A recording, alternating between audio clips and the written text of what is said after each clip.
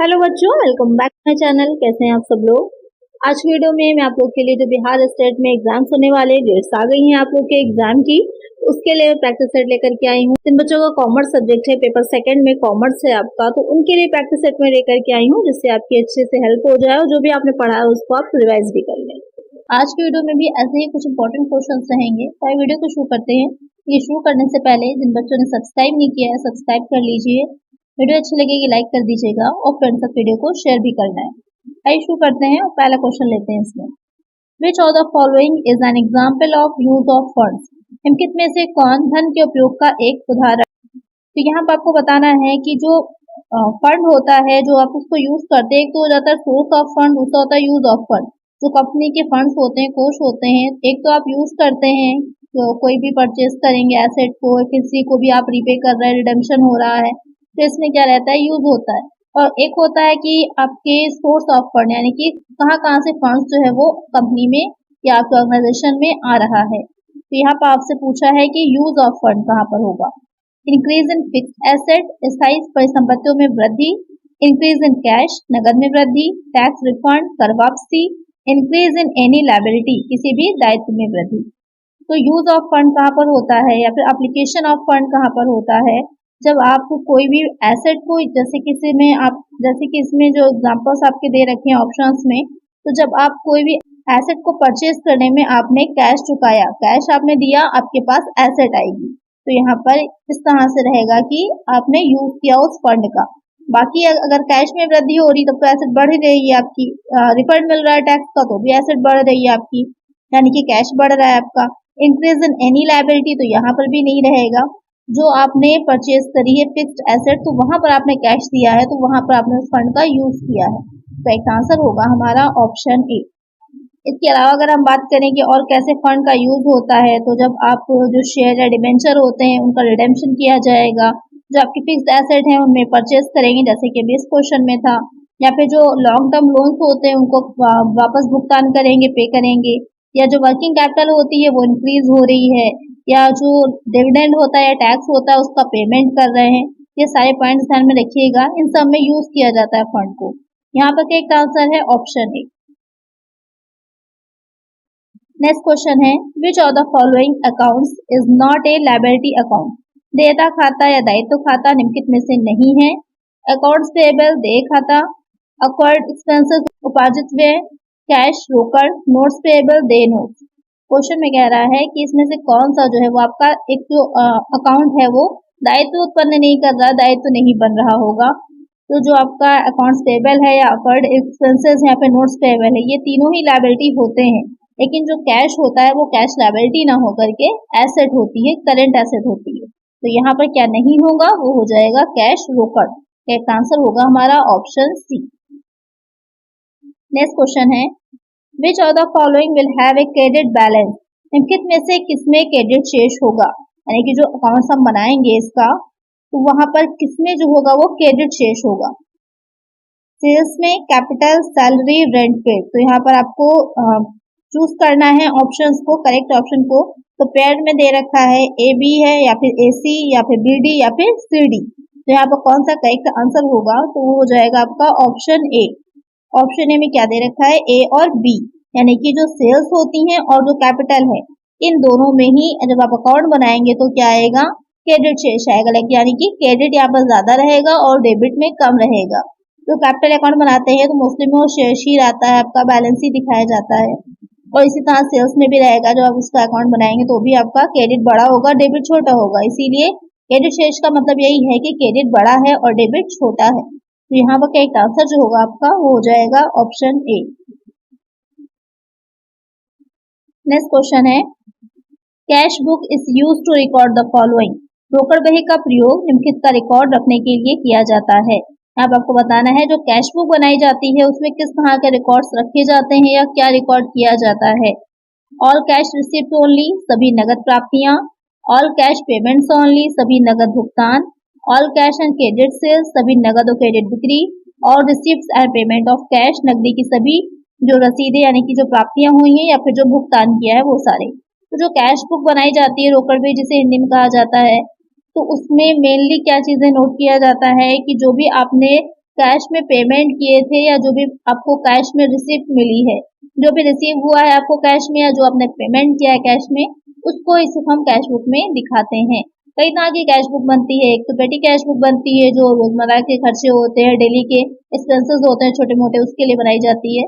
या इसके अलावा जो आपकी 2 खानों की बनती है, 3 खानों की बनती है, बैंक शेष के साथ भी बनती है, कई तरह की बनती है कैश बुक। तो मेनली ये बनाई जाती है कि जो भी पेमेंट किया जाएगा या रिसीव होगा कैश में, उसको रखने के लिए। तो करेक्ट आंसर क्या हो जाएगा हमारा? Option D. नेक्स्ट क्वेश्चन है, which of the following are the advantages of cash book? निम्न में से कैश बुक के क्या लाभ हैं, आपको ये बताना है। Mistakes in books can be easily detected at the time of verification of cash. पुस्तक में किसी भी गलती को आसानी से नकदी के सत्यापन के समय पता लगाया जा सकता है। Daily cash receipt and cash payments are easily ascertain. दैनिक नकद प्राप्तियां और नकद भुगतान आसानी से पता लगाए जा सकते हैं। बोथ ऑफ दीज यानी कि ये दोनों ही सही हैं या फिर नन ऑफ दीज इनमें से कोई नहीं। तो अब आपसे पूछ रहा है कि जब कैश बुक बनाई जाती है, रखी जाती है, तो उसके क्या बेनिफिट्स होते हैं, क्या एडवांटेजेस मिलते हैं कंपनी को। यहाँ पर जो आपका इसमें रहता है कि जो अगर आपने कैश बुक अलग से बनाई होती है तो वहाँ पर हम आसानी से किसी भी तरह की कैश रिसीव्ड या फिर जो हमने पेमेंट किया है उसमें कोई मिस्टेक है तो आसानी से उसे हम पकड़ सकते हैं। और साथ ही जो डेली की कैश रिसीप्ट और पेमेंट होते हैं उसका भी आसानी से हम इजिली रिकॉर्ड रख सकते हैं। वरना जो छोटे मोटे खर्चे होते हैं अक्सर मिस हो जाते हैं, तो ये रहता है कि अगर किसी तरह का डिफरेंस आ रहा है तो ये पता लगाना मुश्किल हो जाता है कि वो कहाँ से आ रहा है। लेकिन अगर कैश बुक हमने बनाई है, उसमें पेटी कैश बुक अगर रखी है तो हमारे लिए ईजी हो जाता है उन छोटे छोटे खर्चों का पता लगाना कि वो कहाँ पर हमने उस पैसे को या उस इनकम को एक्सपेंसेस किए हैं वो सारे। तो ये हो जाते हैं कि दोनों ही आपके एडवांटेज हैं, दोनों ही लाभ मिलते हैं। तो करेक्ट आंसर होगा हमारा option C, both of this. Next question है, the debit balance at the end of a year in a cash book shows. एक वर्ष के अंत में एक रोकड़ बही में डेबिट शेष दिखाता है। यानी कि लास्ट में आपने ईयर के एंड में जब देखा कि जो आपकी कैश बुक है वहां पर डेबिट शेष दिखा रहा है, यानी डेबिट शेष का मतलब मैंने समझाया था, जिस भी चीज के बैलेंस की बात करी जाएगी मतलब ये है कि वो साइड बड़ा है और दूसरा साइड छोटा है। यहाँ पर डेबिट शेष की बात की जा रही है, यानी कि डेबिट बड़ा है क्रेडिट छोटा है। तो यहाँ पर पूछ रहा है कि डेबिट शेष दिखा रहा है।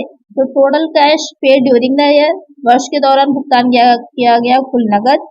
Total cash receive during the year, वर्ष के दौरान प्राप्त कुल नगद। Income of the business initiative, व्यवसाय की इकाई किया है। या फिर cash in hand at the end of the given period, दी गई अवधि के अंत में हाथ में नगद या फिर हस्तगत रोकड़ जो कहलाता है। तो यहाँ पर कह रहा है कि लास्ट में जो उसमें अगर दिखा रहा है डेबिट शेष तो वो क्या होगा, तो वो हो जाता है कि कैश इन हैंड। जो भी बैलेंस बच करके आता है वो कैश इन हैंड कहलाता है, अगर आपका डेबिट साइड बड़ा है और क्रेडिट साइड छोटा है।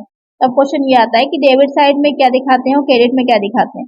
तो जो कैश बुक बनाई जाती है उसका जो डेबिट साइड होता है वहाँ पर सारी रिसीप्ट दिखाई जाती है, सारी प्राप्तियां, जो कुछ भी हमें रिसीव होगा, जो कुछ भी हमें कैश में मिलेगा वो सब हम दिखाएंगे डेबिट साइड में। और जो क्रेडिट होता है वहाँ पर जो कुछ भी हमने पेमेंट किए होते हैं, जो भी हमने भुगतान किए होते हैं वो सब दिखाए जाते हैं। यानी कि जो हमें प्राप्तियां हैं वो ज्यादा हुई हैं तो डेबिट साइड बड़ा है हमारा, बैलेंस निकल के हमारा क्रेडिट साइड में जाएगा और वो हमारी कैश इन हैंड हो जाएगी। करेक्ट आंसर क्या हो जाएगा हमारा? Option D. ये सब प्रैक्टिकल क्वेश्चंस होते हैं जो आप उसको सॉल्व कर रहे होते हैं, तो ये सारी चीजें हम लोग देखते हैं लेकिन क्या है माइंड से स्लिप हो जाती हैं। तो एग्जाम में उसी से रिलेटेड क्वेश्चन बनता है तो वहां पर हम कंफ्यूज हो जाते हैं कि आंसर क्या होगा। तो जो आप लोग सॉल्व किया करिए तो थोड़ा सा माइंड में रखा करिए कि क्या क्वेश्चन हैं, किस तरह से बन सकते हैं। चलिए नेक्स्ट क्वेश्चन पे चलते हैं। Dash comprises of cash on hand and demand deposit with bank. Dash में रोकड़ शेष और बैंक के पास मांग जमा शामिल है। एडवांसेस अग्रिम, कैश रोकड़, डिपॉजिट जमा, लोन्स ऋण। क्वेश्चन में कह रहा है कि कौन सी ऐसी चीज है इसमें से या कौन सा ऐसा ऑप्शन होगा जिसमें कि कैश ऑन हैंड यानी कि जितनी आपके पास हाथ में उस टाइम पर कैश है या फिर जो डिपॉजिट करी हुई है बैंक में और आवश्यकता पड़ने पर जिसे मांगा जाएगा तो आसानी से मिल जाएगी, तो वो सब किस में होता है। तो वो सिंपल सा आंसर हो जाएगा आपका कैश, जो रोकड़ होती है वहां पर उसी में शामिल किया जाता है या उसके बराबर ही माना जाता है। जो कैश इन हैंड होता है और जो कैश एट बैंक होता है वो सबसे ज्यादा लिक्विड एक होता नहीं है कि ये तरल संपत्ति मानी जाती है, करंट एसेट भी होती है और एक आपकी लिक्विड एसेट, बिल्कुल ही लिक्विड एसेट मानी जाती है कि फौरन जिसको आप कैश में चेंज कर सकें। तो जो आपके कैश इन हैंड है या फिर कैश एट बैंक है, इन दोनों को ही लिक्विड एसेट भी माना जाता है। तो यहाँ पर करेक्ट आंसर होगा हमारा ऑप्शन बी, क्योंकि जो स्टॉक होगा उसको भी सेल करना पड़ेगा, उसके बाद आपको कैश मिलेगी। या और भी जितने भी आपके दे रखे हैं जो करंट एसेट्स होती हैं, उन सब में थोड़ा सा चेंज करने में, कैश में उन्हें टाइम लगेगा। लेकिन जो आपके हाथ में कैश है या फिर जो बैंक में कैश है, वो फौरन ही आपको मिल जाएगा आपके यूज के लिए, इसलिए वो एक लिक्विड एसेट की तरह है और बिल्कुल कैश ही मानी जाती है। तो करेक्ट आंसर है हमारा ऑप्शन बी। नेक्स्ट क्वेश्चन है, favourable balance of cash book means broker बही के अनुसार अनुकूल शेष का अर्थ है, यानी कि कब माना जाएगा जो कैश बुक हमने बनाई है उस कैश बुक में जो भी हमने दिखा रखे हैं, एंट्रीज करी हुई हैं, जितने भी हमारे पेमेंट या रिसीविंग दिखा रहा है, तो वहां पर हम फायदे में हैं, वहां पर हम प्रॉफिट में चल रहे हैं, हमारे पास कैश ज्यादा है। Debit balance as per cash book, ब्रोकर बही के अनुसार डेबिट शेष, debit balance as per passbook, passbook के अनुसार डेबिट शेष, credit balance as per cash book, ब्रोकर बही के अनुसार क्रेडिट शेष, नन ऑफ दीज, उपरोक्त में से कोई नहीं। तो यहाँ पर अभी मैंने रिलेटेड क्वेश्चन आपको समझाया था, तो यहाँ पर क्या रहेगा कि जो उसका अनुकूल शेष या फेवरेबल कब माना जाएगा, जब डेबिट साइड बड़ा होगा। क्यों? क्योंकि डेबिट साइड में ही प्राप्तियां होती हैं, रिसिप्ट होती हैं सारी, और क्रेडिट साइड में पेमेंट दिखाए जाते हैं। तो जब डेबिट साइड बड़ा होगा तभी क्या होगा, जो हमारी कैश बुक होगी फेवरेबल अमाउंट दिखा रही होगी, हमारे अनुकूल होगी, जो हमारा बिजनेस है उसकी। तो एक आंसर होगा हमारा debit balance as per cash book, ब्रोकर बही के अनुसार डेबिट शेष। नेक्स्ट क्वेश्चन है, cash discount is allowed on, नगद छूट किस पर मिलती है? परचेजेस, क्रय पर, सेल्स बिक्री पर, प्रॉम्प्ट पेमेंट शीघ्र भुगतान पर, ऑल ऑफ दीज ये सभी। जो कैश डिस्काउंट होता है, एक होता है ट्रेड डिस्काउंट, दूसरा हो जाता है कैश डिस्काउंट।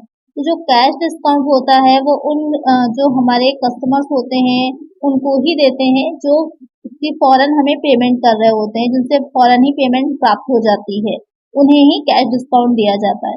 तो यहाँ पर कैश डिस्काउंट किसको मिलेगा? जो प्रॉम्प्ट पेमेंट होता है, शीघ्र भुगतान होता है। एक आंसर हो जाएगा हमारा ऑप्शन सी। नेक्स्ट क्वेश्चन है, size of receivables is affected by, प्राप्तियों की मात्रा डैश द्वारा प्रभावित होती है। क्रेडिट पॉलिसी, ग्राहक नीति, हैबिट्स ऑफ कस्टमर्स, ग्राहकों की आदतें, टर्म्स ऑफ पेमेंट, भुगतान की शर्तें, ऑल ऑफ दीज ये सभी। जो रिसीवेबल्स होते हैं कि कितने होंगे, या एक जो रिसीवेबल्स होते हैं वो आपके एसेट होते हैं, करंट एसेट होते हैं, तो उसकी मात्रा जो प्रभावित होती है वो इन तीनों से ही प्रभावित होती है कि आपकी बिजनेस की क्रेडिट पॉलिसी कैसी है, जो आपके कस्टमर्स हैं उनकी हैबिट्स कैसी हैं, या फिर आपने पेमेंट की कौन सी टर्म्स एंड कंडीशंस को रखा हुआ है। तो इन तीनों से ही वो प्रभावित होती है, इफेक्टेड होती है। तो करेक्ट आंसर होगा हमारा option D, all of the above. Next question है, invoice from vendors which are due in 30 days should be credited to. Vendors suppliers में बीजक जो 30 दिनों में देय होती है को निम्नलिखित में क्रेडिट करना चाहिए, यानी कि जो इनवॉइस या बीजक होता है उसको जो 30 दिन के अंदर आपको रिसीव हो जाएगा पेमेंट उसका, तो उसको कहाँ पर हम क्रेडिट करेंगे? अकाउंट पेएबल में, देय खाता में, अकाउंट रिसीवेबल्स में, प्राप्य खाते में, परचेज अकाउंट में, क्रय खाते में, अकाउंट ट्रांसफरेबल में, अंतरणीय खाते में, हस्तांतरणीय खाते में। तो यहाँ पर जो आपको क्वेश्चन में कह रहा था कि जो इनवॉइसेस फ्रॉम वेंडर्स, यानी जो विक्रेता है उससे जो बीजक आपको मिला है, तो बीजक जो होता है तो इसे कहाँ दिखाया जाएगा? इसे अकाउंट पेएबल जो होते हैं वहां पर दिखाया जाएगा, देय खातों में दिखाया जाएगा, क्योंकि जो अकाउंट पेएबल्स होते हैं उनमें उन लेन देनों को रिकॉर्ड किया जाता है, वो ट्रांजेक्शन दिखाए जाते हैं जिनको आपको करंट में जिसका पेमेंट ना होकर के भविष्य में किया जाना है, यानी फ्यूचर में किया जाना है, तो वो आपका एक तरह से लायबिलिटी हो जाती है। तो एक आंसर हो जाएगा हमारा ऑप्शन ए।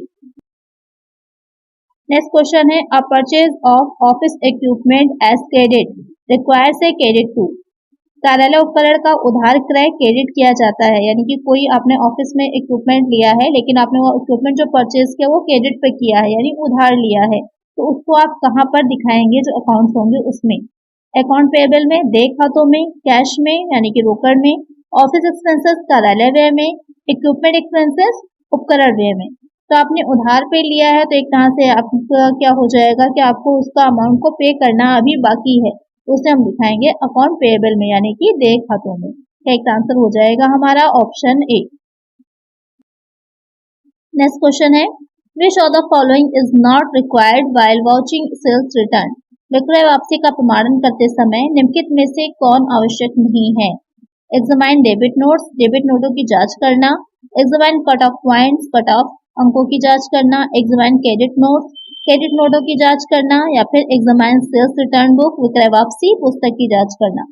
तो क्वेश्चन में कह रहा है कि जब हम जो सेल्स रिटर्न की बुक होती है उसकी वॉचिंग कर रहे होते हैं, उसका प्रमाणन कर रहे होते हैं, तो वहां पर हमें कौन सी चीज को दिखाना या किस चीज का प्रमाणन करना इम्पोर्टेंट नहीं होता, आवश्यक नहीं होता है। तो वो हो जाएगा कि जो डेबिट नोट्स होते हैं उसका हमें प्रमाणन करना या उसको देखना इम्पोर्टेंट नहीं होता है, क्योंकि जो डेबिट नोट की आवश्यकता होती है वो आपकी परचेज रिटर्न यानी कि क्रय रिटर्न जो होता है उसमें होती है। यहाँ पर बात जो की जा रही है वो सेल्स रिटर्न की जा रही है, जो बिक्री वापसी है उसकी की जा रही है। तो एक आंसर हो जाएगा हमारा ऑप्शन ए। नेक्स्ट क्वेश्चन है, स्पॉन्टेनियस फाइनेंसिंग इंक्लूड्स डैश। स्वतः वित्तीयन डैश को शामिल करता है। Account receivables, account payable, short term loan, a line of credit. Question में कह रहा है कि स्वतः वित्तीयन यानी कि जो वित्त पोषण या अपने पास से जो फाइनेंसिंग की जा रही है, तो वहां पर आप उसको किस चीज में दिखाएंगे या वो किस तरह से ट्रीट किया जाएगा। तो इसमें ये रहता है कि जो नियमित या दिन प्रतिदिन के कार्य किए जाते हैं, तो वहां पर ये जो स्वतः वित्तीयन है वो उससे रिलेटेड हो जाता है, तो उसे जो दिखाया जाता है वो देनदारी लेखों में यानी कि अकाउंट पेबल्स में दिखाया जाता है। तो क्या एक आंसर हो जाएगा हमारा ऑप्शन बी। नेक्स्ट क्वेश्चन है, account to be credited on donation of goods. माल को दान में देते समय किस खाते में दिखाया जाएगा या क्रेडिट किया जाता है। परचेज अकाउंट, क्रय खाता, सेल्स अकाउंट, विक्रय खाता, कैश अकाउंट, रोकड़ खाता, डोनेशन अकाउंट, दान खाता। तो क्वेश्चन में कह रहा है कि जो भी गुड्स है उसको एज अ डोनेशन आप किसी को दे रहे हैं, तो वहां पर उसे आप किस चीज में क्रेडिट करेंगे या किस अकाउंट में क्रेडिट करेंगे। तो उसे परचेज अकाउंट में यानी कि क्रय खाते में क्रेडिट किया जाता है। यहाँ पर करेक्ट आंसर क्या हो जाएगा हमारा ऑप्शन ए। इसकी जो एंट्री की जाती है तो या चैरिटी या फिर डोनेशन अकाउंट डेबिट हो जाता है और टू परचेजेस अकाउंट यानी कि क्रेडिट हो जाएगा। वो एक आंसर होगा ऑप्शन ए। नेक्स्ट क्वेश्चन है, यदि दिया हो चालू अनुपात 2.5, त्वरित अनुपात 2.5, शुद्ध कार्यशील पूंजी 30,000, चालू दायित्व होगा। यहाँ पर आपको करंट रेशियो बताया है और आपको बता दिया है साथ में क्विक रेशियो, और हमें पता है कि नेट वर्किंग कैपिटल कितनी है। अब आपको क्या इससे निकालना है, आपको इससे निकालनी है करंट लायबिलिटी निकालनी है। तो करंट लायबिलिटी निकालने के लिए क्या करना होगा, हमको पता ही है कि चालू संपत्ति में से जब हम चालू दायित्व को घटाते हैं तो क्या निकल के आ जाती है, हमारी वर्किंग कैपिटल निकल के आती है। यहाँ पर हमको चालू अनुपात दे रखा है, तो सबसे पहले हम चालू अनुपात का फॉर्मूला रखेंगे। तो चालू अनुपात हो जाएगा 2.5, इसको फॉर्मूले में रखिएगा तो क्या हो जाएगा, ऊपर करंट एसेट हो जाएगी, नीचे करंट लायबिलिटी हो जाएगी। इसको मान लीजिए एक्स, तो यहाँ पर आपकी चालू दायित्व अगर एक्स हो जाएगा तो चालू संपत्ति हो जाएगी 2.5x, लेस कर दीजिएगा तो आ जाएगा 1.5, और 1.5 क्या हो गया हमारा, 1.5 हो गया वर्किंग कैपिटल जो कि 30,000 है हमारी, यानी कि 30,000 जो है वो 1.5 है। अब इसको हम क्या करेंगे, डिवाइड कर देंगे, तो कितना निकल के आ जाएगा 20,000। 20,000 हो जाएंगे हमारे, क्या होंगे, चालू दायित्व हो जाएंगे, एक्स की वैल्यू निकल के आ जाएगी। तो यहाँ पर हमें क्या निकालना था, चालू दायित्व ही निकालना था, करंट लायबिलिटी निकालनी थी जो कि निकल आएगी 20,000। तो एक आंसर क्या हो जाएगा हमारा ऑप्शन ए। नेक्स्ट क्वेश्चन पे चलते हैं, कंपनी के रजिस्टर्ड कार्यालय को एक राज्य से दूसरे राज्य ले जाया जा सकता है। अच्छा क्वेश्चन है, ये आपका कंपनी लॉ से लिया हुआ क्वेश्चन है कि रजिस्टर्ड कार्यालय जो होता है वो किसमें दे रखा होता है, मेमोरेंडम ऑफ एसोसिएशन में, पार्षद सीमा नियम में दे रखा होता है। उसका जो वाक्य है उसी में से एक वाक्य यहाँ पर ये भी हो जाएगा। तो उसको एक राज्य से दूसरे राज्य में जब हम ले जा रहे हैं, अगर एक राज्य के अंदर ही लेके जाते हैं किसी एक शहर से दूसरे शहर में या एक स्थान से दूसरे स्थान में, तो इतना ज़्यादा जो है प्रॉब्लम नहीं होती। लेकिन जब एक राज्य से दूसरे राज्य में ले जाते हैं तो वहाँ पर संचालक मंडल के प्रस्ताव द्वारा, सामान्य प्रस्ताव द्वारा, विशेष प्रस्ताव द्वारा, विशेष प्रस्ताव एवं कंपनी लॉ बोर्ड के अनुमोदन द्वारा। तो कैसे लेके जाया जाएगा, इसे हम विशेष प्रस्ताव एवं कंपनी लॉ बोर्ड का अनुमोदन, यानी कि हमें पहले परमिशन लेनी पड़ती है कंपनी लॉ बोर्ड से, उसके बाद ही हम उसको एक स्थान से दूसरे यानी एक राज्य से दूसरे राज्य पर ले जा सकते हैं। करेक्ट आंसर हो जाएगा ऑप्शन डी। नेक्स्ट क्वेश्चन है, साझेदारी फर्म में साझेदारों की अधिकतम संख्या विशेष रूप से उल्लिखित है। यहाँ पर आपको ये बताना है कि जो साझेदारी फर्म होती है, एक तरह से घुमा के पूछा गया है कि यहाँ पर ये पूछ रहा है कि जो साझेदारी फर्म होती है, पार्टनरशिप फर्म होती है, तो उसका जो भी काम होता है या जो भी कुछ उसके बारे में रूल्स और रेगुलेशन है वो कहाँ दे रखे हैं। वो हो जाएगा सरदारी अधिनियम 1932, कंपनी अधिनियम 1956, संविदा अधिनियम 1972, परक्राम्य प्रलेख अधिनियम 1882। तो किसमें दे रखे हैं वो सरदारी अधिनियम 1932 में। करेक्ट आंसर क्या हो जाएगा हमारा ऑप्शन ए। ऐसे कितने होती है अधिकतम संख्या, आप लोग मुझे कमेंट करके बताइएगा। नेक्स्ट क्वेश्चन है, एबीसी विश्लेषण का उपयोग निम्नलिखित के लिए किया जाता है। अनुपात विश्लेषण, बजटगत नियंत्रण, स्कंध नियंत्रण, विक्रय बजटिंग। तो एबीसी विश्लेषण क्या होता है? एबीसी विश्लेषण आप लोगों ने कहाँ पढ़ा है? कॉस्ट अकाउंटिंग में पढ़ा है, जहाँ पर हम सामग्री नियंत्रण को पढ़ रहे थे, वहाँ पर हमने पढ़ा था एबीसी विश्लेषण के बारे में। वैसे कॉस्ट अकाउंटिंग पर अलग से भी एमसीक्यूज वीडियो आपको मेरे चैनल पर मिल जाएंगी। इसके अलावा और भी बहुत से सब्जेक्ट जैसे फाइनेंशियल अकाउंटिंग है, कॉर्पोरेट है, इनकम टैक्स है, इकोनॉमिक्स है, ऑर्गेनाइजेशन, कम्युनिकेशन और भी बहुत से सब्जेक्ट की एमसीक्यूज वीडियो आपको मेरे चैनल पर मिल जाएंगी। तो आप उसे भी प्रिपरेशन कर सकते हैं, आपका थोड़ा सा तैयारी अच्छी हो जाएगी। यहाँ पर जो क्वेश्चन है कह रहा है कि एबीसी विश्लेषण का उपयोग के लिए किया जाता है, तो वो हो जाएगा स्कंध नियंत्रण के लिए। करेक्ट आंसर क्या हो जाएगा? Option C. एबीसी की फुल फॉर्म क्या हो जाएगी? ये भी पूछ सकता है एग्जाम में। फुल फॉर्म हो जाएगी always best control. Next question है, लागत योग ठेका उपयोगी है ठेकेदार के लिए, ठेकेदाता के लिए, दोनों के लिए, इनमें से कोई नहीं। तो जो लागत योग ठेका उपयोगी होता है वो हो जाएगा, तो आपने बनाया होगा कॉन्ट्रैक्ट अकाउंट जब हम बनाते हैं तो वहाँ पर लागत धन ठेका योग के हिसाब से भी बनता है, तो वहाँ पर साथ में प्रॉफिट ऐड रहता है, तो वो दोनों के लिए ही उपयोगी रहता है, क्योंकि पहले से ही पता चल जाता है कि कॉस्ट प्रॉफिट कितना टोटल आएगा, तो दोनों के लिए ही उपयोगी होता है। एक आंसर हो जाएगा ऑप्शन सी।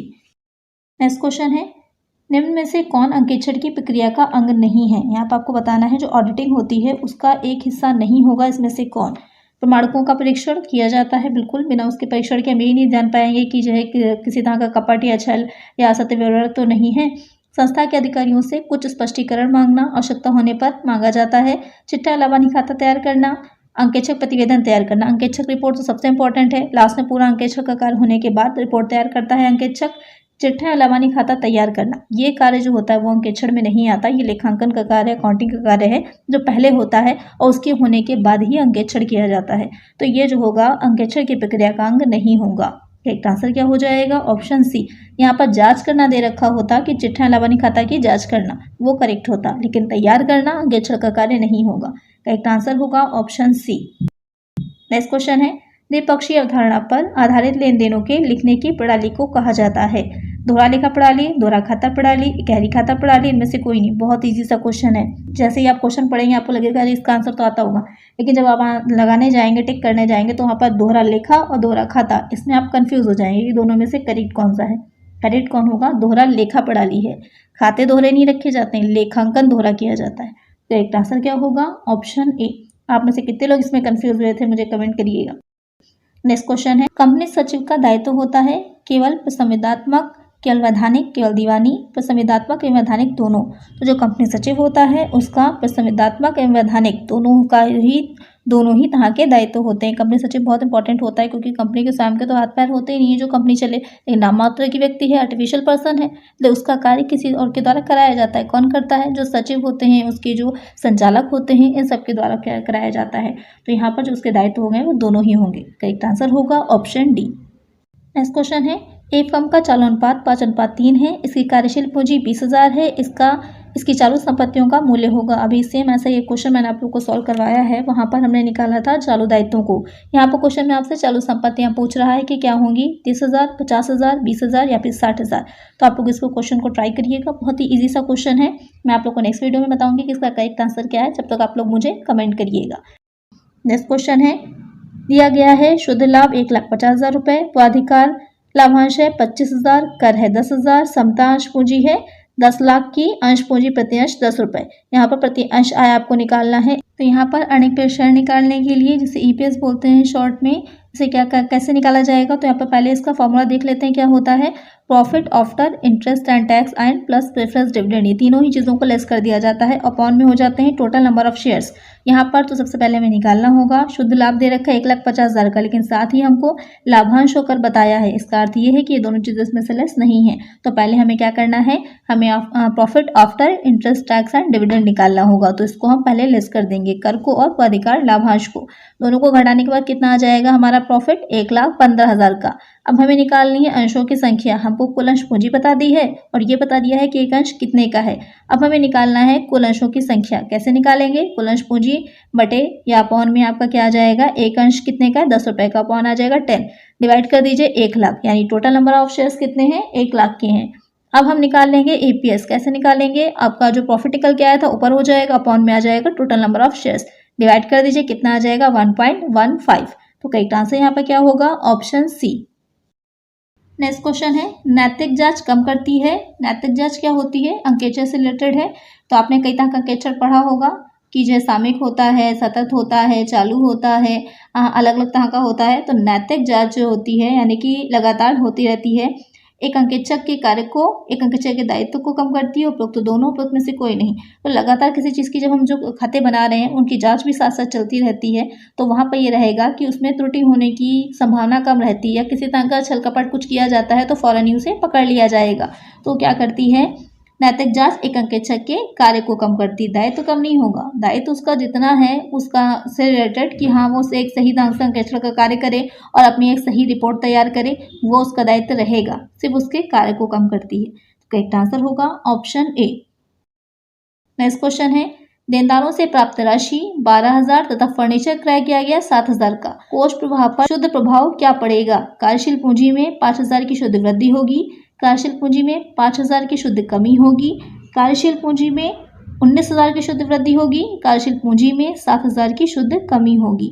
यहाँ पर आपको ये निकालना है कि जो फंड फ्लो स्टेटमेंट हम लोग बनाते हैं तो वहाँ पर जो फंड फ्लो निकाला जाता है कि फंड फ्लो ऑपरेशन जो निकाला जाता है, तो उसमें आपको बताना है कि दो उसके ट्रांजैक्शंस जो दे रखे हैं, एक देनदारों से प्राप्त हुई है, रिसीव्ड फ्रॉम डेटर्स, और फर्नीचर उसने परचेज किया है। यहाँ पर एक चीज़ का ध्यान दीजिएगा कि जो डेटर्स से राशि प्राप्त हो रही है 12,000 की, यहाँ पर डेटर्स और कैश दोनों एक ही साइड की मद है, दोनों करंट एसेट्स हैं। तो यहाँ पर अगर डेटर्स से उसको राशि मिल जाएगी, डेटर्स तो 12,000 से कम हो जाएंगे और कैश 12,000 से बढ़ जाएगी, तो ओवरऑल अगर देखा जाए तो कोई इफेक्ट उसका नहीं पड़ेगा। लेकिन जो उसने फर्नीचर 7,000 का क्रय किया था, तो फर्नीचर के क्रय से उसकी कैश 7,000 से कम हो जाएगी, तो देनदारों वाला कोई इफेक्ट नहीं डालेगा, लेकिन ये 7,000 से उसकी जो शुद्ध कार्यशील पूंजी उसमें कमी आ जाएगी। तो करेक्ट आंसर यहाँ पर क्या हो जाएगा, ऑप्शन डी, कार्यशील पूंजी में 7,000 की शुद्ध कमी।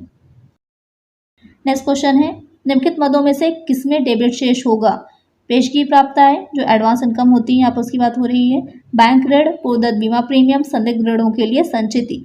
तो यहाँ पर कौन सी मद में किसमें जो होगा डेबिट शेष, जो अकाउंट्स बनाएंगे उसका तो डेबिट शेष हमेशा रहेगा, तो वो हो जाएगा ऑप्शन सी, पूर्वदत्त बीमा प्रीमियम, यानी कि प्रीपेड इंश्योरेंस प्रीमियम, उसमें क्या रहता है, सदैव हमेशा क्या रहेगा, डेबिट शेष रहता है।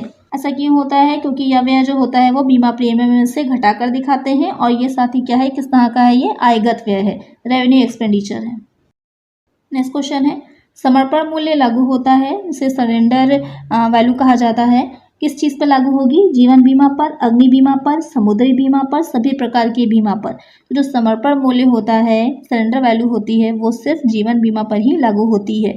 ये कब किया जाता है? जब बीमा कंपनी के द्वारा जो बीमा कराने वाला व्यक्ति होता है, एक बीमा पत्र जो इंश्योरेंस लेटर होता है उसको कंपनी को दिखाता है या कंपनी को सौंप देता है। ऐसा कब होता है? जब बीमा कराने वाला जो व्यक्ति होगा बीमा कंपनी को प्रीमियम देने में असमर्थ होता है, कि वो प्रीमियम नहीं चुका पा रहा है, तो वो समर्पण कर देता है, तो वो हो जाएगा जीवन बीमा के अंतर्गत। तो करेक्ट आंसर होगा ऑप्शन ए।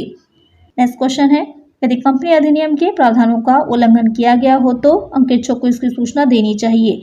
यानी कि जो कंपनी अधिनियम, कंपनीज एक्ट है, उसके प्रावधान जो थे उसके अकॉर्डिंग कार्य नहीं किया गया है कंपनी में, और इसकी सूचना अंकेक्षक को, ऑडिटर को मिलती है, तो किसको इसके बारे में सूचित करेगा? संचालक मंडल को, प्रबंध संचालक को, अंशधारियों को, केंद्र सरकार को। तो इसकी सूचना जो होगा वो अंकेक्षक किसको देता है? संचालक मंडल को देता है कि इस तरह से कार्य सही ढंग से नहीं किया गया है या इस तरह से अवहेलना करी गई है। उसके बाद जो इसके अतिरिक्त जो सामान्य दशाएं होती हैं, तो वहाँ पर जो अंकेक्षक होता है इसकी सूचना वो अंशधारियों को ही देगा। लेकिन अगर इस तरह का कोई सिचुएशन आती है कि प्रावधानों का उल्लंघन किया गया है, तो पहले अंकेक्षक इसकी सूचना संचालक मंडल को देगा। तो करेक्ट आंसर होगा ऑप्शन ए। आज की वीडियो में इतना ही, मिलते हैं नेक्स्ट वीडियो में। अगर वीडियो अच्छी लगी है, क्वेश्चंस अच्छे लगे हैं, किसी और तरह की आप वीडियोस चाह रहे हैं तो मुझे कमेंट कर दीजिएगा। नेक्स्ट वीडियो में उसी तरह के क्वेश्चंस आप लोग के लेकर आने की कोशिश करूंगी। आई होप आपको वीडियो अच्छी लगी होगी। अगर अच्छी लगी है तो वीडियो को लाइक ज़रूर करिएगा और चैनल को सब्सक्राइब करिएगा, फ्रेंड्स साथ वीडियो को शेयर भी करिएगा। मिलते हैं नेक्स्ट वीडियो में। Thank you.